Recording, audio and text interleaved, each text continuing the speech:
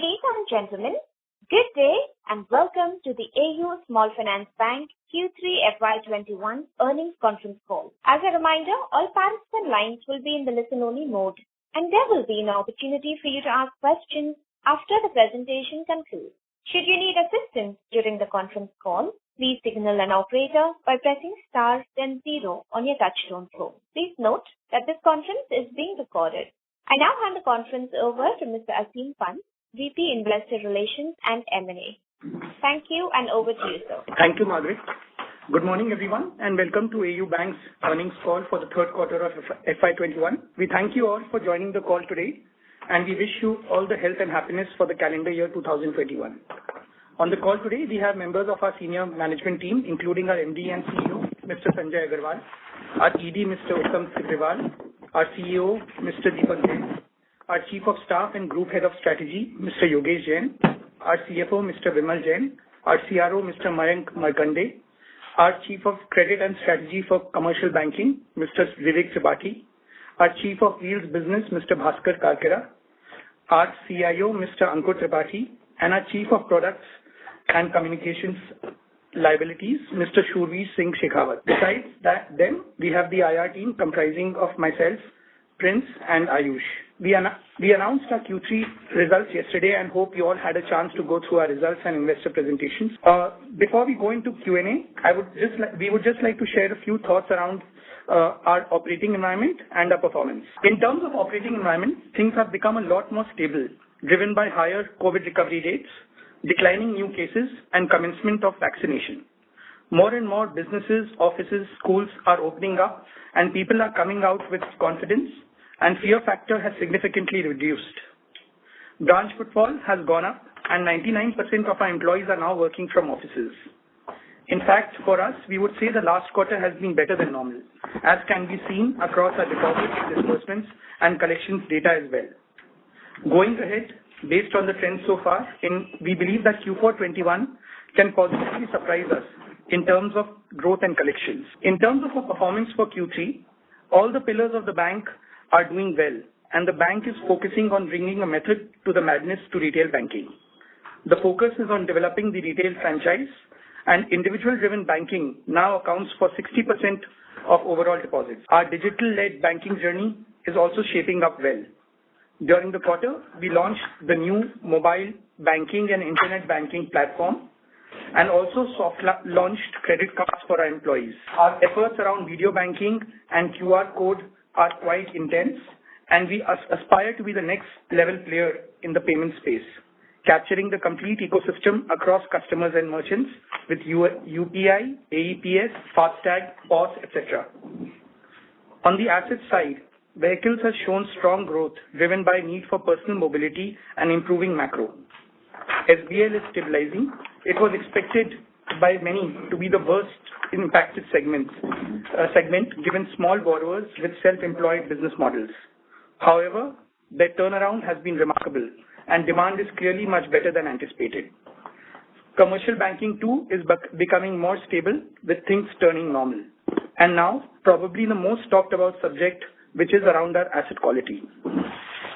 At the end of Q2 FY20, we took a pause in our commentary to better understand the sustainability of initial trends in collections and the green shoots that we were seeing in the businesses. With this quarter being the first full quarter after the moratorium, we believe most of the problem is now recognized, and the stressed assets have broadly peaked for us. Certain segments like commercial taxis, hospitality, and schools have been impacted more and are taking slightly longer than others to recover. Even though our historical credit losses have been limited in these segments as our assets remain secured, we have used the Aavas sale proceeds to make additional provision buffers to fortify ourselves against any future stress. We believe we now have more than enough provisioning for both losses arising from the stressed assets as well as any potential near-term stress due to COVID. Here onwards, we believe that in FY22, economy will see a strong rebound and the credit demand will grow at a rapid pace, and we are working with the same momentum as pre-COVID now. The pandemic has been a once-in-a-lifetime event and has taught us many valuable lessons in handling crisis and focusing on managing difficult situations. The past year has tested us in several ways, and we believe we have emerged stronger from the pandemic and developed even greater confidence and resolve in our journey of building a truly world-class banking franchise. We strongly believe that what doesn't kill you only makes you stronger, and that the best is yet to come. With that, we can now move into Q&A. Over to you, Margaret. Thank you very much. We will now begin with the question and answer session. Anyone who wishes to ask a question may press star and 1 on the touchtone telephone. If you wish to remove yourself from the question queue, you may press star and 2. Participants are requested to use handsets while asking a question. Ladies and gentlemen, we will wait for a moment while the question queue assembles. The first question is from the line of Bharat Shah from ASK Investment Managers. Please go ahead. Thank you. Two issues. One, on the asset quality. At the end of the second quarter, we made a very small kind of a credit cost provision. And the discussion that time centered around that going forward, we do not think that we require much of the provision. And what we have done in September more or less should take care of it. Then in December again, we are seeing a significant amount of the credit cost. So I'm glad that we are taking care of possible stress. But can you see why did we stop making better amount of provision and charging it to the profit and loss account rather than stopping halfway through in September? Yeah. Good morning, Bharat bhai. Hope everything is fine at your end. So if you remember, last time we commented that, as of that time, we thought that we are enough covered. And at that time, the things were not as clear as what we have seen now after December quarter. And we were actually covered because we done some sort of provisioning in the quarter 4 last year, and then the quarter 1 around 280 crores type.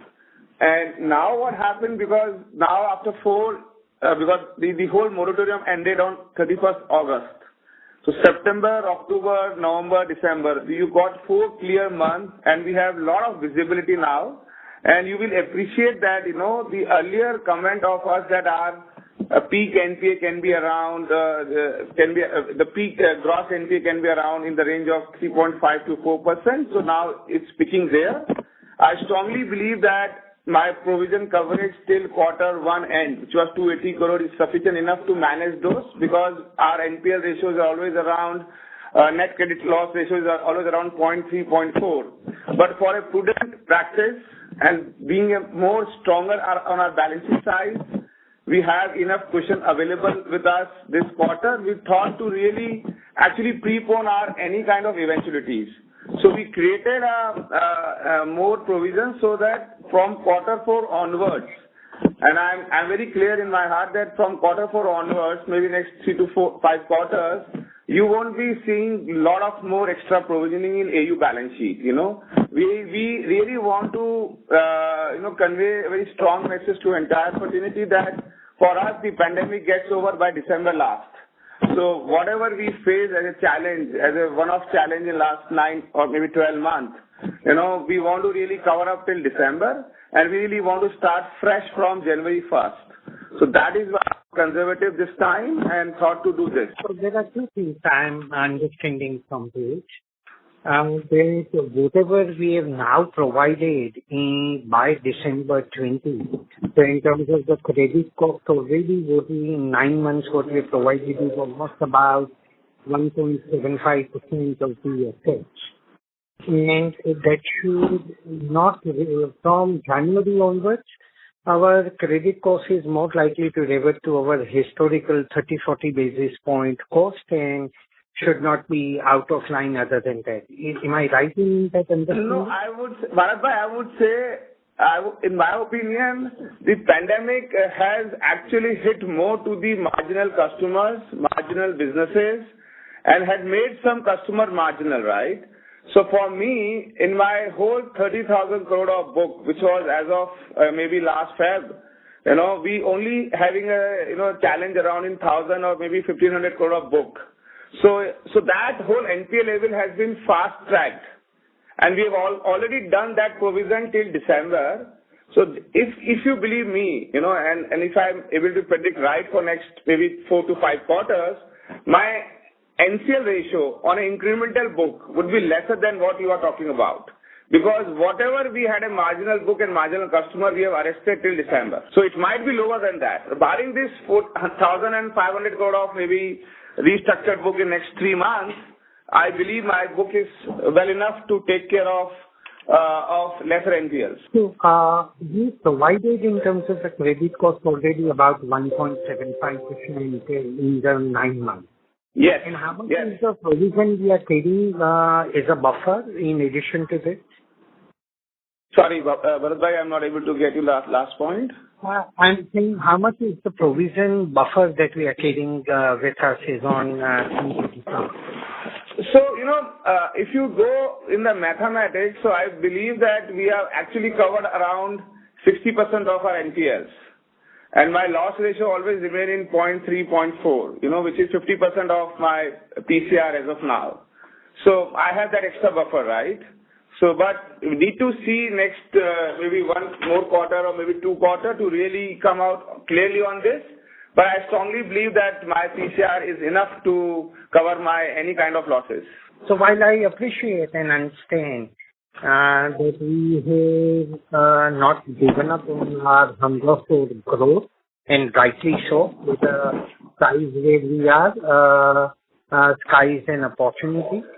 But if I look at expenses in the focus, I was saying that if we look at our expenses over last 5 quarters, while good part is that we are preparing for the growth and that hunger for growth remains, which is a positive. On the other part, I was just trying to correlate meaningfully expenses to the net income level that we have. So from a quarter to quarter, while that's an inappropriate comparison, but still it's very difficult to make any meaning out of how one should view our expenses to net income level over a period of time. Cost to income ratio is something that we are unable to get any grip on as to how to look at future. So, Bharatbhai, you will appreciate that we are just in our 3rd year, 4th year as a bank. We have a growth aspirations. And we would love to invest in the franchise in all aspects, whether it's infra, whether it's people, whether it's digital. So, and the bank also has to invest around their brand and marketing, right? So, but we are fortunate that our yield on assets are high. We are saving a lot of money on our cost of money, but OPEX remains, will remain elevated because of our whole requirement around the franchise for next 10 to 15 years. So I would say OPEX level around 50-55% over the next maybe 2 years. I'm very comfortable because we need to invest in this franchise on a very, very regular basis. Thank you. The next question is from the line of Vivek Ramakrishnan from DSP Mutual Fund. Please go ahead. Hi, my question actually was also on cost to income only. Is there somewhere where you quantified the cost to income on mature branches versus, I know you've been in the business only for a few years now, versus the branches you're setting up? In the sense, where would the trend line become over, let's say, in the next 5 years? Thank you. Difficult to answer as of now, my friend, because as I already told that this franchise will require a lot of investment in the infra, tech, digital, brand, marketing, people, and we need to keep investing in those all segments and all verticals. So, because there is always a difference between a mature branch or upcoming branch, but largely, I would say in next 5 years, whatever branches we would open, maybe next 3 years, will get profitable in whole 5 years. But after 3 years, also we'll be putting more branches, right? So it's a journey which we all have to take.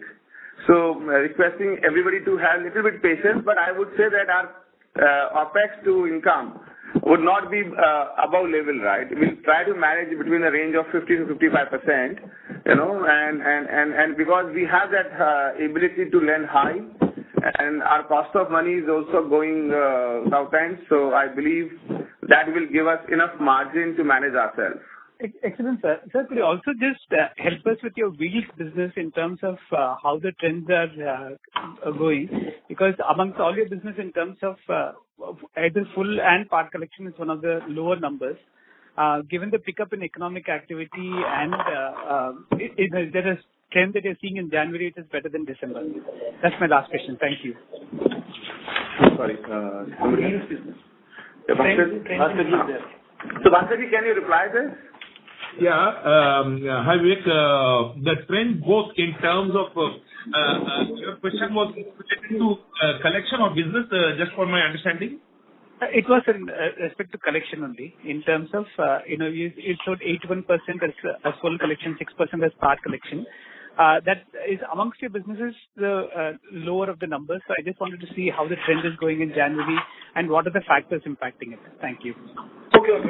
Bhaskar, Mayank can reply, but initially I will tell Vivek that our January numbers are better than December as of now. So, Mayank, you can comment on this? Yeah, hi Vivek. As you rightly picked up, our December numbers were better than November. Every month the customers' activation levels are increasing and collection efficiency has also increased in wheels product. And it is not only wheels product, across the products it is increasing. We have touched upon 103% in December. January as till now also, if you ask me, as on 27th, we have already crossed 100% mark, which shows a sense of recovery coming across, and we are pretty much confident that we'll achieve the same levels as what we did in December. And the wheels customers are coming and they are paying it back. Whoever has taken moratorium earlier, but now they have paid us well in last 2-3 months. So we are pretty much confident that it will improve from here on. Thank you. Vivek, just to add what Mayank said, I think you also there were two slides which you'd given, 16 and 17. So one refers to customer activation, the other refers to collection efficiency. The customer activation number, 81% full and 6% part. But if you look at collection efficiency number, which is close to what it was there in the pre-COVID level, 99% was there. Last year, which we've already reached to 98%. And as Mayank mentioned that, January is still looking for the more, in the same lines, right? Okay. Thanks for that. Is this if the more number of customers get activated with this, I presume, the collection efficiency is going to go over 100%, which you're already seeing. So, thank you very much and good luck, sir. The next question is from the line of Bhavik Dave from Nippon India Mutual Fund. Please go ahead. Yeah, hi, good morning, sir. Thank you for the opportunity. Sir, I have a couple of questions. One is on the asset quality. Could you just mention what would be our normalized customer activation rate when it comes to wheels business, which is at around 82%? What is the number, 81%, sorry, full payment? What is the number like in a normal case of business, like on a pre-COVID levels? If you can talk about. So normal activation always ranges around 90%. Okay. But it's always about full and partial. So we are close to that, maybe a 5% down, whatever the pre-COVID levels up to December. But I strongly believe this quarter will be as good as pre-COVID levels. Sure. And sir, secondly, on the slippages that we saw this quarter, is it fair to assume that next quarter onwards this number should dramatically come off or be similar to what we were reporting, like in that 100 crore odd range, 150 crore slippages that we used to report quarterly? Should we trend back to that level? This should be the peak of slippages? So I would say broadly peaked. Now it's a game of only 5%. Maybe plus 5%, maybe minus. It won't go dramatically down because we strongly believe that the customer who's not paying us from last 4-5 months, and that too because of COVID, it's difficult for them to come back, right? So largely I would say, but I would again reemphasize that for me is a fast track of my maybe 2-3 years of NPLs in last one quarter itself. So my strong belief is that the rest of my books remain very strong and now steady. And if anything around this 1,000 crore, maybe 1,200 crore level kind of thing is quite adjustable or quite acceptable. Just to be clear, Bhavik, we are referring to gross NPLs here. Yeah. So yes, that 1,000 crore number should be somewhere around maybe 5% over and above this 1,000 crore. Is that a fair assumption? Sorry, can you repeat again? So, Ray, what I'm trying to understand is the 700 crores that got slipped during the quarter, and if you see our long period average is to be 150, 140 odd crores, should we assume that the 700 is the peak and now next quarter onwards, we not see a 500-600 crore kind of addition to our GNP? No, not at all. Yeah, that is what I was trying to... Yeah. So next quarter it will be broadly 100, 120 odd crores. 50 crore plus, 50 crore minus, 5%. Okay. Okay, understood. And sir, finally on the credit cost front, this quarter again, like similar question on the credit cost, this should be like the peak, and now the credit cost from here on, from next quarter onward should be broadly similar to what you were reporting pre-COVID, right? Like that 30-40 basis point of average asset should be our credit cost for next going forward, next quarter onward. Yeah, broadly. I expect lower, but broadly. Sure. Understood. And sir, secondly, on the business front, on the cost front, we've seen like you rightly mentioned that we are investing in our businesses. If you could just talk about, and we've done a very good job on when it comes to technology and tie-ups with these platforms.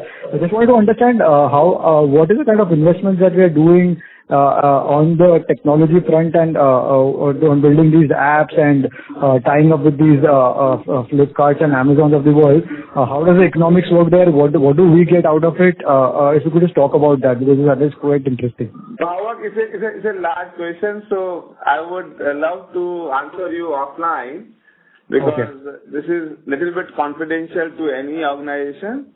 So it's good for us to talk offline on this. All right. Okay. Understood. And sir, and last question is on the deposit front. Sir, just wanted to understand because one line you've mentioned on the presentation is that because of these tie-ups and more active customers, our balances are increasing amongst those customers. So if you could just throw some light on if we have to compare like customers who are active on these platforms versus customers or not, what is the kind of differential on deposits? Like what metric are you tracking to see that is helping us improving our deposit franchise? Can you comment on this? Yeah. So, as Arvind, what metric we track on this is number of transactions or the number of times the customer is using these offers. But in terms of the quality of book on deposit side, what we track is the number of average number of transactions which per customer is doing on a monthly basis. And we have seen a significant improvement in that. So if I give you numbers from as of September, if our average customer was doing 11 transactions per month, it improved to 13.8 transactions per month. On the other side, when we talk about people who are using these offers, we track particular customers on a monthly basis who has used offers, who have been active on e-com and POS or to merchant spend. On that level, we have seen an improvement of at least 21% in terms of average balances which are being maintained with the bank. And this is largely, you understand that when there is a primary account, customer starts using your account predominantly for spends. That is the primary account where the funding stays for a longer period of time, and this is what it reflects clearly. So largely, whether it is non-zero balance customers in terms of a clear matrix in terms of the transition of the book, or it is about average transactions per customer, or is it about per product per customer, and the number of customers which are doing transactions more than 4 transactions per month, which is a benchmark from an industry level in terms of tracking the engaged customer. Across all matrices, we have seen a considerable improvement because of these engagements. And Bhavik, just to add to that, if you refer to slide number 31, we have disclosed, how these movements have been over the last 9 months against each of these matrices that should be talked about. Sure. That's very helpful. Thank you. Thank you. The next question is from the line of Pranav Gupta from Aditya Birla Sun Life Insurance. Please go ahead. So just two questions. So firstly on the activation as well as the collection efficiency. So Sanjay sir said that the activation is still 4-5% of the usual pre-COVID levels.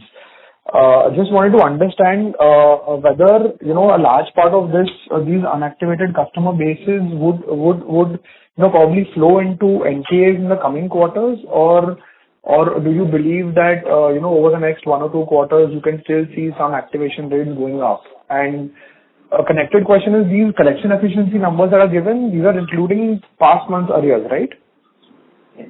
Shaman, can you comment? Yeah. So hi, Pranav.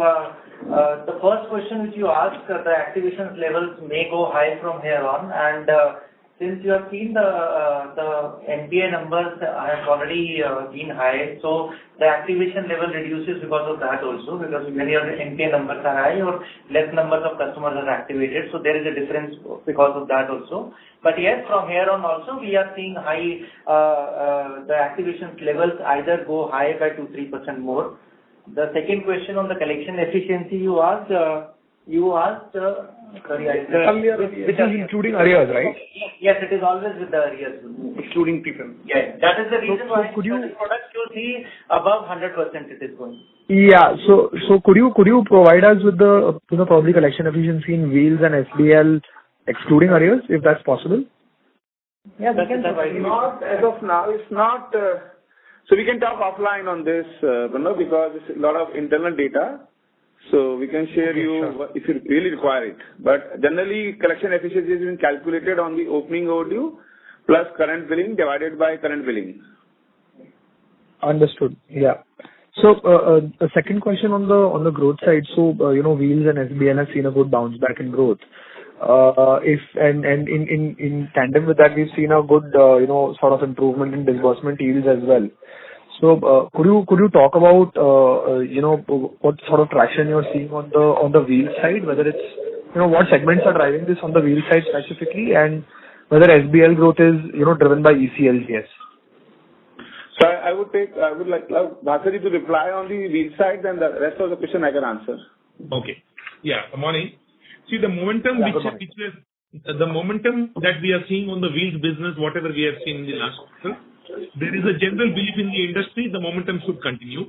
There is a buying at the personal segment which is happening. Most of the people who used to earlier use the trains and buses, they are also looking at entry-level cars. And also there is a demand pickup from the rural areas as well. So both manufacturers, be Maruti, Hyundai broadly being the largest, and Mahindra, all three of them see the momentum continuing in the months to come as well.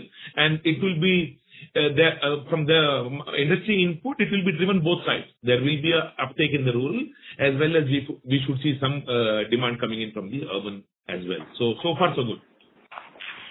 Yeah, other than Wheel, SBL is picking up.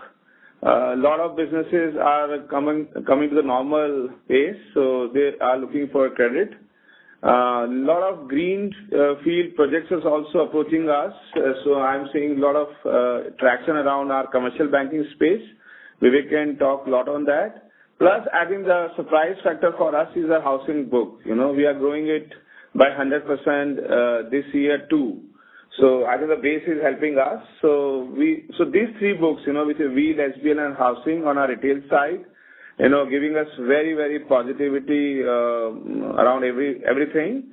And commercial banking, we are investing in that franchise from last 3 to 4 years. So green shoots are available, and Vivek can talk on that, right? Vivek, can you reply on commercial banking? Yeah. So, on what we see on business banking and agri banking side, that the capex cycles have come back again after a gap of almost 7-8 years. So we see a lot of brownfield expansion as well as greenfield expansion happening. And people have really good orders and their order books, and it is across the sectors, barring a few segments like hospitality, education, etc. Almost all sectors are buoyant, be it FMCG, be it consumer, be it on agriculture. And infra, especially in metals, everywhere we see the lot of demand, and these are small customers. We are not into the mid corporate and large corporate, so we are seeing demand even in the small enterprises and the mid-sized enterprises. Yeah. Right. And just 2 data points. Could you give us the ECLGS disbursements that we've done, and secondly the overall breakup of disbursements, probably retail and wholesale, if that's possible. So I'll answer the second part. Overall disbursements for the quarter, Wheels was at 41%. SBL was 23%, so these two major segments. And of course, business banking grew by, the disbursement was about 11%. Total retail was about 90% and 89%, and 11% is corporate side. Okay, sure. And ECLGS? So ECLGS, so far till 31st December, we disbursed about 526 odd crores, which is spanning across almost 11,000 customers, 11,600 customers. Yeah. For the quarter, it was close to 150 crores. Sure, sir. Thank you so much. That will be all from my end. Thank you. The next question is from the line of Vikram Raghavan from Moon Capital. Please go ahead. Okay. Just continuing the question on ECLGS, is there any color on the end use of credit? What percentage is used to retire other debt, and what is used for fresh funding needs of entrepreneurs? And what is the target for the ECLGS? My second question is regarding capital raising plans. When will it happen, and what size is targeted? Thank you. Yeah.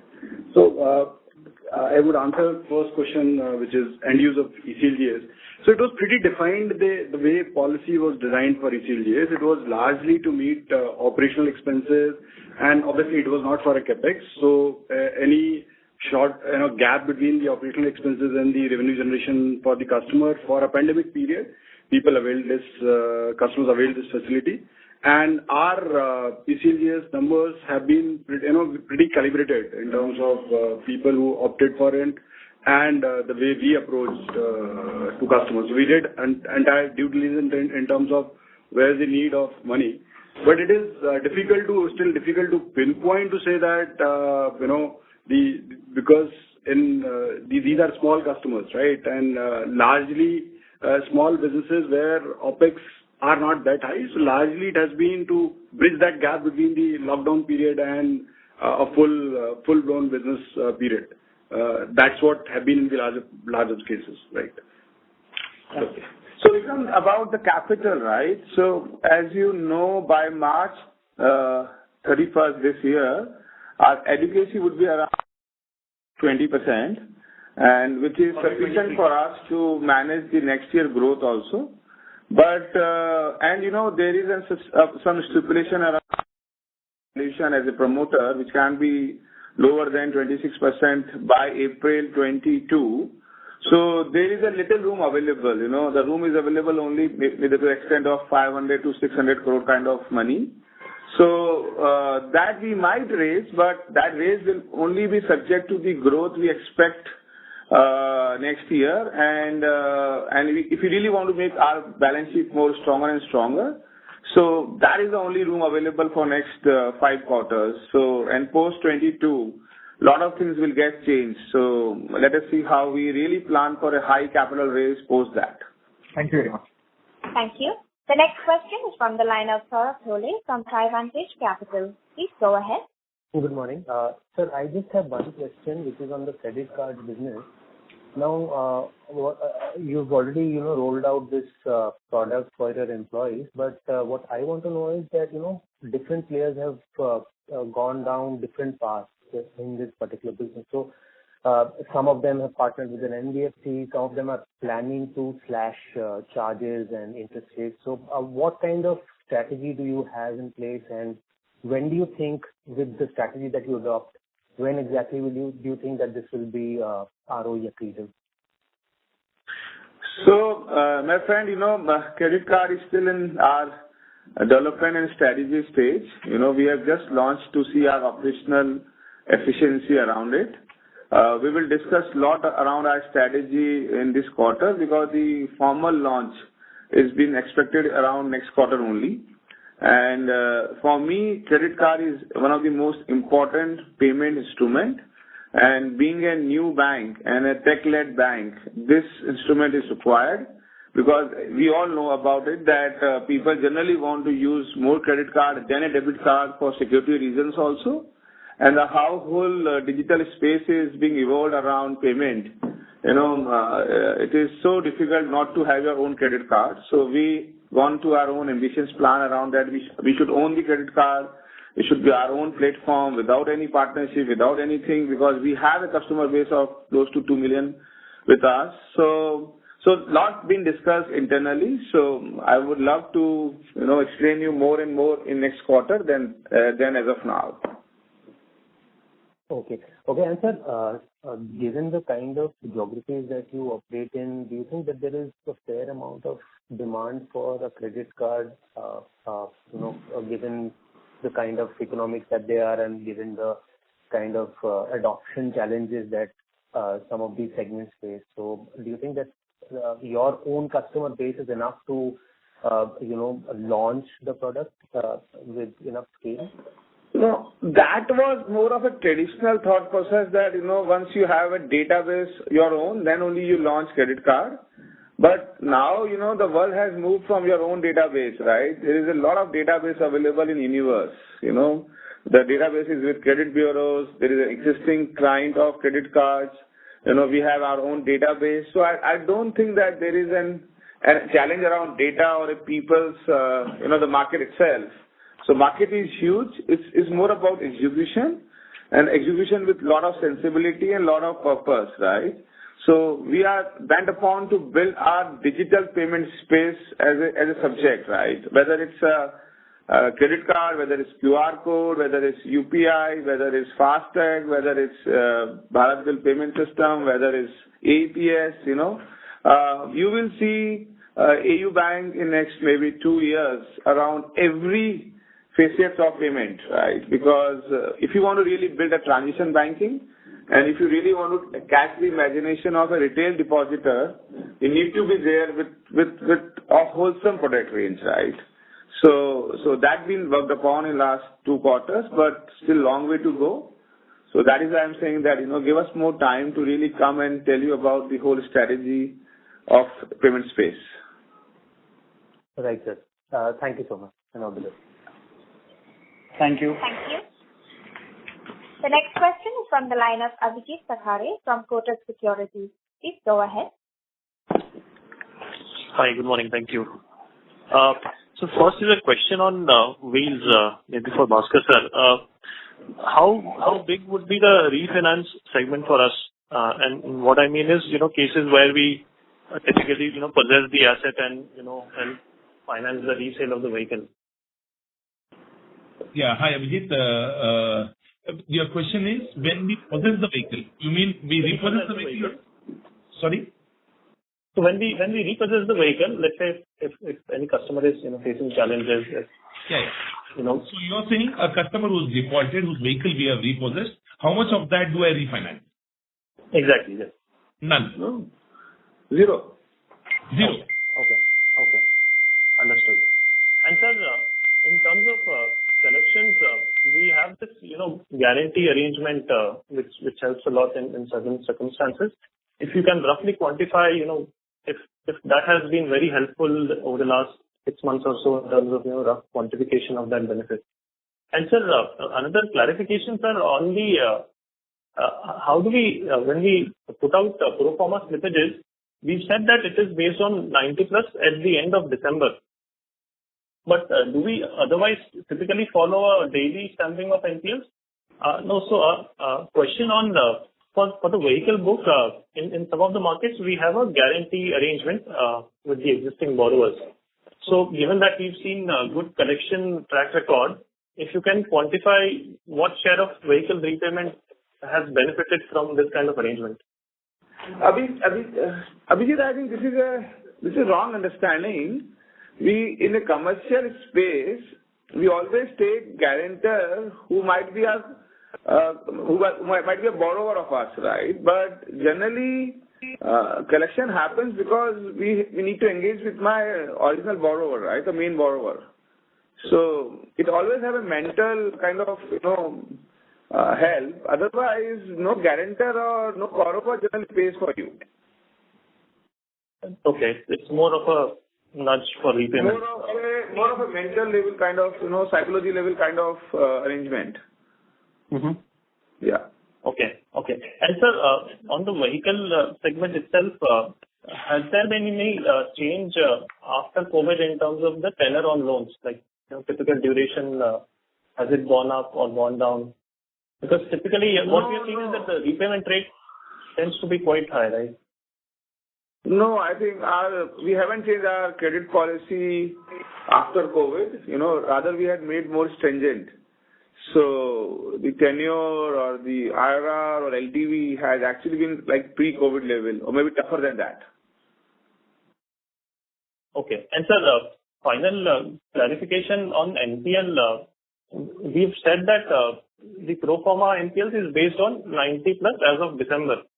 Correct. So sir, how do we otherwise follow a daily stamping of NPL, or we typically recognize slippages only at the end of the quarter? Yeah, we follow daily due day past NPA norms, but as Supreme Court has not allowing us to do that, so that is why we are not tracking anything as a daily DPD. So whatever accounts for 90 plus as on 31st December. That has been given as gross NPLs. Okay, understood. And sir, final data point question is, what is the average cost on the book? Average? Sub 6. 0.8. Sub 6, 5.8, 5.9 type. Okay, great. Thanks a lot. Okay, thanks. Thank you. The next question is from the line of Nitin Agarwal from Motilal Oswal Securities. Please go ahead. Yeah, hi. Congratulations on good results. I have a few questions. Firstly, sir, if you can clarify if we have reversed the interest on these performance slippages, because the NII growth is looking very sharp in context to the loan growth. Yeah, we have made provisions for that, against that. So there is 38 odd crore provisions made on this 1100 crore book. Because we can't make reverse in the books account because we haven't tagged it as NPA. But to do a prudent accounting, we have made a provision against interest. On the entire amount? Yeah, 48 crores. 38 crores. 37 crores. 37, yeah. Okay. And secondly, on the restructuring, now we have offered 3 to 6 months of moratorium on principal payments. Do you think that this much will be enough for the borrowers, or do you think that we are going rather conservative here than what we should? Restructuring mostly. Essentially it depends on the customer segment. So if it is, let's say, a school, where we anticipate that, this academic year, a lot of parents have not paid fees, especially in the rural segment. But no, as most of the state has allowed for 9, 10, 11, 12 school opening from January onward, and probably next month the 6 to 8 classes will also resume. So we see this is, and that is how the customers are approaching that. They want further 3 months or 5 months or 6 months of a breather. Accordingly, we are giving. It's not our guidance on it. It is a customer requirement basis that we are assessing and giving moratorium. Okay. And is it possible if you can share how much of this restructuring of potentially 1.5% is going to be school and the allied exposure within this? We can discuss it offline, Yeah, so Nitin, we have in any case given the wheels and SBL, the breakup in terms of the business segments. Now, within further cuts within that business segment, we can definitely discuss. Sure. And lastly, if I look at the geographical expansion, we are adding our presence to new states. This quarter we have added another 2-3 states. So what are the plans there? We are looking to further keep on expanding because we are already touching 15 states now, or we would want to deepen our presence. And secondly, related to this, on the mix of business, while deposit mix is getting diversified, the reliance on Rajasthan is coming off. But on terms of assets, it still remains 42. So how do you see that? So Nitin, first of all, we are not expanding state. We are expanding cities. So the strategy is to go and be at every state capital. If you really see our expansions, we are now at Kolkata, we are now at Hyderabad, we are now at Guwahati, Bhubaneswar, Bangalore, Lucknow, right? Our immediate state can be UP. So that's why we are in Kanpur and shortly opening in Agra, Lucknow, shortly opening in Banaras. So we really want to expand more deeper in UP for the next 3 to 5 years. But other than that, as you all know that because deposit franchise always is largely led by cities, money lives in big cities, so we really want to go there, and our digital property should help us in further accepting as a franchise, because generally people don't want now branches. The video banking can be a great a great changer where people might want to interact more on video than on the branches. So we are working on many aspects. So the branch expansion can be very calibrated as we move forward. In terms of Rajasthan and being 42% in asset, it will gradually come down because the other states are picking up. Our Gujarat, MP, Delhi, Haryana, Punjab. They are now showing that they can take the leadership positions, and I hope in next maybe 2-3 years, you will see substantial reduction in our Rajasthan share in terms of assets. Okay, sure. Thanks so much. Thank you. The next question is from the line of Renish Harishbhai Bhuva from ICICI Securities. Please go ahead. Yeah, hi sir. Thanks for taking my question and congrats on a great set of numbers. So just a question on the disbursement specific to SBL. So sir, what is our the ground feedback suggests as whether the incremental money has been used for the buying a new machinery or maybe expanding the business, or it is just used for the stretch working capital cycle at the customer end? So SBLs are very small ticket loans. If you look at this year further down, so these are not typically capex loans. These are typically small working capital loans only, right? Because the money is fungibly used a little bit for there could be some asset acquisition. Let's say someone is operating out of a rented premise, shop or premises might want to buy, but these are very far in few cases. Largely, it is for further enhancement of business activity only. Okay, got it. Yeah. Okay. So next question is on the the stress pool. I think in last con call we highlighted that our stress pool would remain around 2.75%. So it is fair to assume that the pro forma slippage broadly captures that. Yes, so we never said that our slippages would be only around 2.75. We always had a view that our slippages would be in the range of 3.5 to 4%. So broadly we are saying that we have our gross NPLs are peaked, maybe 5% here and there, and the quarter 4 will bring a lot of more clarity on it, but we are pretty fine around these numbers. And sir, what about the restructuring part? I mean, we are saying the total restructuring would be around 1.5%.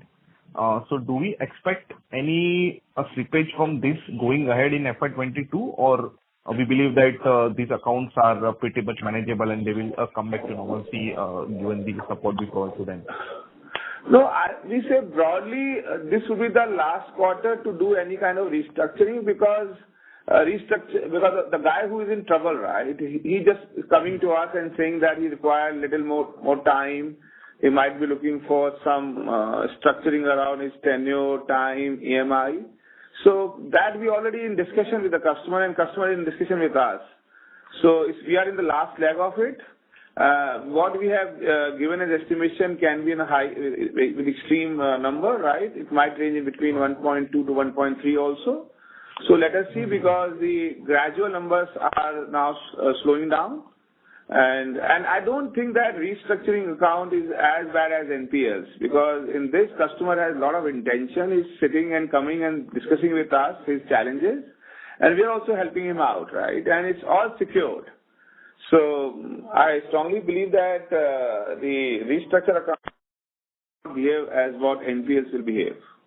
Yeah, and having said that, still as you can see on slide 20, Rajesh, that we have still gone ahead and made use this quarter to make some additional provisioning around restructuring as well, which is over and above the regulatory requirements. Yes. Yeah. So, sir, just last question to Sanjay, sir.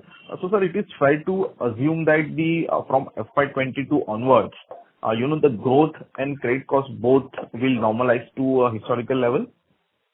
I would say from quarter 4 onwards, my friend.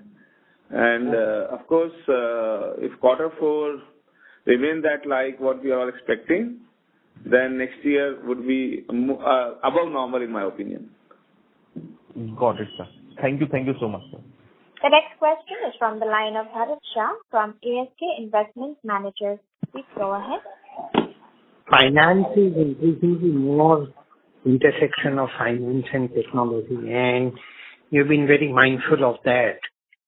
Would like to know a bit more in detail the technology that we are building, not just for today but for tomorrow, and where do we stand in that journey? So, Bharatbhai, we have very high aspiration around our tech initiatives. We all know this fact that pandemic had its own challenges, but one silver lining was tech adoption. In spite of this, that first quarter of this financial year, nothing happened, but banking remained very vigilant because of its tech ability and tech adoption through customers, through employees, and through as a world. And we have launched our super app, a new internet and mobile app. I would love everybody on this call to really download it and use it. We have really launched our video banking. Video banking for us is not only video KYC, it is about acquisition, engagement, service, transaction. Long way to go, but we have initiated that. We've also launched our credit card internally. Credit card for me is one of the most important payment mediums. So we just want to catch up what we've not done in last 3 years. So the commercial launch will be next quarter. And your QR code also. So I think the way we are thinking that, there will be 2 banks in AU, right? One is very physical or phygital, and there will be one bank which is digital, right? But it will require a lot of investment, a lot of discussion around it. It's a very high skillful work. I'm a chartered accountant, does not understand much, but we are building a very decent team. Our CIO, CEO, entire team is up there to really deliver one of the best of the class in digital world. So I would love to explain you more and more in our one-to-one meeting because it takes a lot of time. The CIO has to express himself. But we are determined to become one of the finest digital bank of this country in next maybe 5 to 10 years, but we will make ourselves at that level. But simply to be fair, what you talked about, what is already expected and is being done by many entities in that area. How do we aim to get an edge? Adoption of technology not just for its own sake, but to deliver customer experience, acquisition, servicing, predictive powers to minimize risk on the business, and to acquire scale. From variety of points of view, many different technology interfaces are necessary. So what you have described is important, but is already being done by many. So how do we want to be ahead in the game? That's why you have to believe in the execution capability of a bank, right? We at AU level always believe that whatever we say, whatever we plan is not important. The importance is how we execute our plans, right?